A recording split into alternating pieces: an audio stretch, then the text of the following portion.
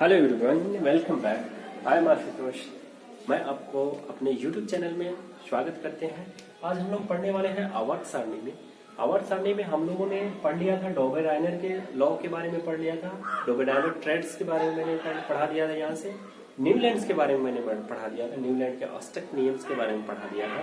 ठीक है, आज हम लोग पढ़ेंगे मेंडलीफ के आवर्त सारणी के बारे में और मेंडलीफ ने कौन कौन से प्रयास किया था उसके बारे में हम लोग चर्चा करेंगे। ठीक है, सबसे पहले किसी भी आदमी को, किसी भी इंसान को बढ़ाने के लिए उसके माता पिता का हाथ जो होता है बहुत ज्यादा होता है, और किसी भी इंसान को आगे बढ़ाने के लिए जो नारी होती है वो सबसे उनका अहम भूमिका होता है। उसी तरह मेंडलीफ के जीवन में भी इनके माता का सबसे ज्यादा सहयोग है। इनके माँ जो है इनको काफी ज्यादा कोऑपरेट किया था।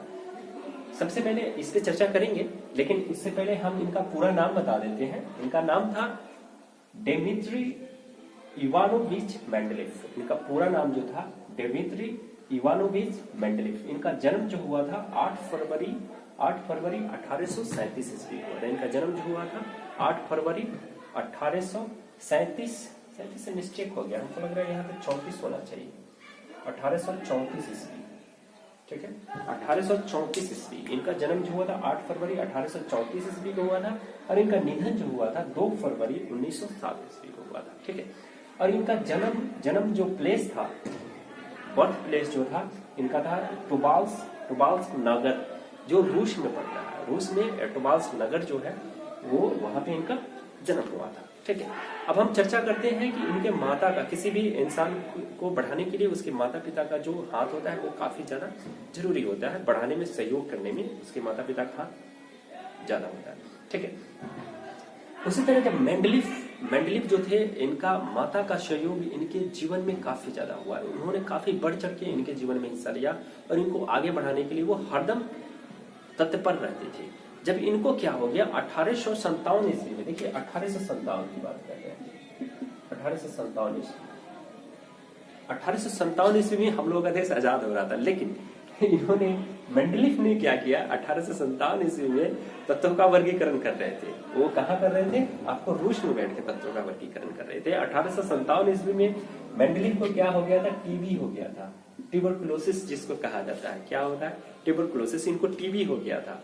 काम करते करते काम के प्रेशर से ये क्या हो गया कि कहा जाता है कि कोयला को जितना प्रेशर दीजिएगा वो जब निकलेगा तो हीरा बन के निकलेगा। ठीक है, तो इनको काम का इतना प्रेशर हो गया था कि इनको टीबी हो गया, ट्यूबरकुलोसिस हो गया था। ठीक है, इनको टीबी हो गया 1857 ईस्वी में। लेकिन उससे पहले भी इन पे एक और संकट आया था जो 1849 ईस्वी में हुआ था। 1849 ईस्वी में हुआ था। ठीक है, 1849 ईस्वी में क्या हुआ था इनके साथ कि इनका संपत्ति जो था नष्ट हो गया था प्राकृतिक आपदा में। ठीक है, तो वो क्या किए थे, उस जगह को छोड़कर दूसरी जगह चले गए थे और वहां पे अपना क्या किया, करियर का शुरुआत किया। ठीक है, आगे चलते हैं। हम लोग तत्वों का वर्गीकरण का प्रयास मेंडलीफ ने कब किया था? तत्वों का वर्गीकरण का प्रयास, तत्वों के वर्गीकरण का प्रयास, तत्वों के वर्गीकरण का प्रयास इन्होंने क्या किया था? 1869 ईस्वी में किया था। 1869 में इन्होंने तत्वों का वर्गीकरण का प्रयास किया था।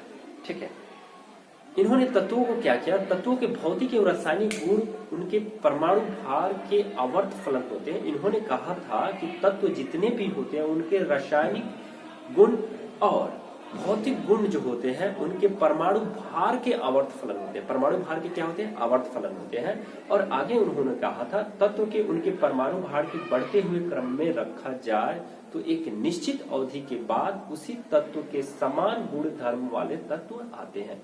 इन्होंने अपने प्रिंसिपल में कहा, एक बार फिर से मैं रिपीट कर देता हूं। उन्होंने कहा था तत्वों के भौतिक और रासायनिक गुण उनके परमाणु भार के आवर्त फलन होते हैं। इन्होंने कहा था तत्वों के भौतिक और रासायनिक गुण इनके परमाणु भार के आवर्त फलन होते हैं। और आगे इन्होंने कहा था तत्वों के उनके परमाणु भार के बढ़ते हुए क्रम में रखा जाए, तत्वों को उनके बढ़ते हुए परमाणु भार के क्रम में रखा जाए तो एक अवधि आने पे उनके एक अवधि आने के बाद उसी तत्व के समान गुण धर्म वाले तत्व आते हैं। अब देखिए यहां तक तो जिन्होंने तत्वों का वर्गीकरण किया उन्होंने किसको पकड़ा था? एटॉमिक मास को पकड़ा था। किसको पकड़ा था? एटॉमिक मास को, परमाणु भार को पकड़ा था। लेकिन आगे हम चलते हैं इनके ट्रेड्स के बारे में जब चर्चा करते हैं, इनके लॉस के बारे में चर्चा करते हैं। ठीक है, तो आप अगर आप स्क्रीनशॉट लेना चाहते हैं तो ले सकते हैं। ठीक है, मेरे वीडियो में बने रहिए, आगे हम लोग चर्चा जारी रखेंगे।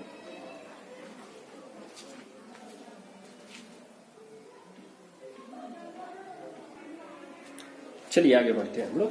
देखिए, डोबे राइनर के समय में तत्वों की संख्या कितनी थी? 21 था। ठीक है, और न्यूलैंड के समय में 56 था, और मेंडलीव के समय में 63 था। लेकिन हम लोग यहाँ बैठे हुए हैं, लेकिन दुनिया में बहुत सारी चीजों का इजाद हो रहा है समय समय पर, मतलब एक एक मिनट में किसी न किसी चीज का खोज हो रहा है। तो डोबे राइनर के समय में 21 एलिमेंट्स थे, और न्यूलैंड के समय में कितने? 56 थे। क्वेश्चन पूछ देता है कि डोबे राइनर के समय में तत्वों की संख्या कितनी थी? ज्ञात तत्वों की संख्या कितनी थी? तो 21। न्यूलैंड के समय में ज्ञात तत्वों की संख्या कितनी थी? 56। मेंडलीव के समय में ज्ञात तत्वों की संख्या कितनी था? 63 था। ठीक है, अब देखिए आगे हम लोग चलते। तत्वों का वर्गीकरण का प्रयास जो हुआ था मेंडलीव के द्वारा कब हुआ था?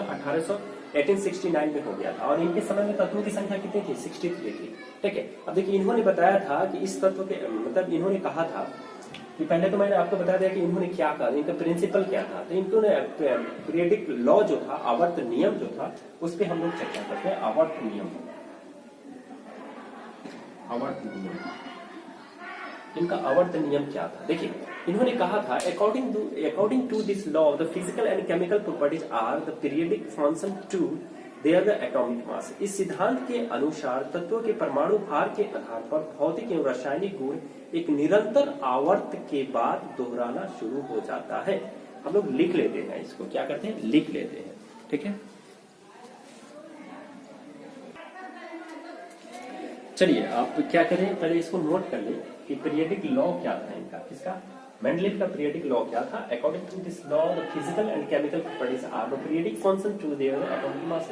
इस सिद्धांत के अनुसार तत्वों के परमाणु भार के आधार पर एक निरंतर आवर्त के बाद, एक निरंतर समय के बाद परमाणु का जो इसके रासायनिक गुण और निश्चित अंतराल के बाद दोहराना शुरू हो जाता है।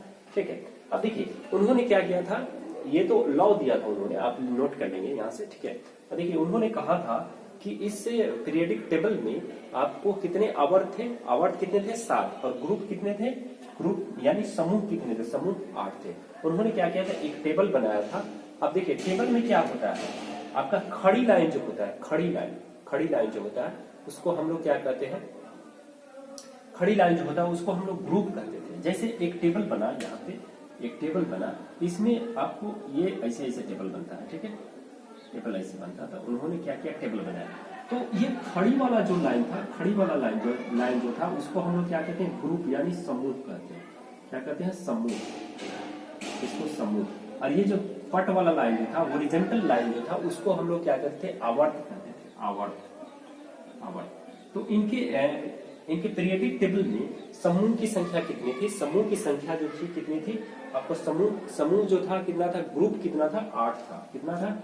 8 ग्रुप था। ठीक है, आवर्त कितना था? 7 था। क्वेश्चन यही पूछता है कि मेंडलीव के आवर्त सारणी में आवर्तों की संख्या कितनी थी? 7। पूछता है कि मेंडलीव के आवर्त सारणी में समूह की संख्या कितनी थी? समूह यानी ग्रुप की संख्या कितनी थी? तो आप क्या बताएंगे? 8 बताएंगे। ठीक है, अब देखिए क्वेश्चन क्या क्या आता है। क्वेश्चन ये आता है डोबे राइनर के समय में तत्वों की संख्या कितनी थी? 21।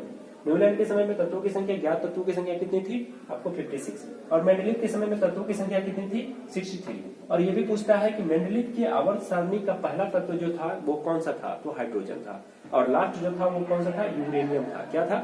यूरेनियम था। अब देखिए इन्होंने तत्वों का वर्गीकरण तो किया, लेकिन ये क्या हुआ आपको 1872 ईस्वी में ये क्या हुआ? प्रकाशित हुआ। क्या हुआ? प्रकाशित हुआ। बहुत दिन के बाद। अच्छा चीज जो होता है काफी देर से बाहर निकलता है, टाइम तो लगता है। अच्छा चीज मतलब सही चीज जो होता है उसको लोग दबा के रखते हैं, लेकिन एक दिन वो बाहर निकल ही जाता है। ऐसा बात नहीं है, एक दिन वो बाहर उसको निकलना ही है। तो ये कब प्रकाशित हुआ? आपको जनरल, ठीक है, जर्मन जनरल एक पत्रिका था, जर्मन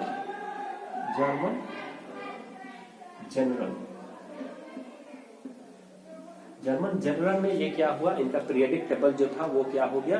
प्रकाशित हुआ 1872 ईस्वी। कब हुआ? 1872 ईस्वी। 1872 ईस्वी में जर्मन जनरल में ये इनका पीरियडिक टेबल जो था प्रकाशित हुआ था। ठीक है, बस आपको बस इतना ही पढ़ना है एग्जाम पॉइंट ऑफ व्यू से। इसमें आगे हम लोग चर्चा करेंगे इसके गुण और धर्म के बारे में, गुण और दोष के बारे में हम लोग चर्चा करेंगे। ठीक है, आप फीडबैक जरूर देंगे कि आपको ये वीडियो कैसा लगा, कमेंट करके जरूर बताएंगे। और मेरे चैनल पर नए हो तो वीडियो को लाइक और सब्सक्राइब करना नहीं भूलेंगे। और अंत तक देखने के लिए आपको बहुत बहुत धन्यवाद। समय व्यतीत करने के लिए, कीमती समय देने के लिए आपको बहुत शुक्रगुजार हूँ। और अगर आपको वीडियो अच्छा लगे तो आप दोस्तों में शेयर जरूर करेंगे, क्योंकि ये वीडियो जो बनाया गया है जिसके पास साधन नहीं है, जो मतलब एफर्ट नहीं करते हैं, ठीक है, एफर्ट नहीं कर पाते हैं मनी को एफर्ट करना या खर्च करना, जिसके पास नहीं है पैसा, उसके लिए ये वीडियो है।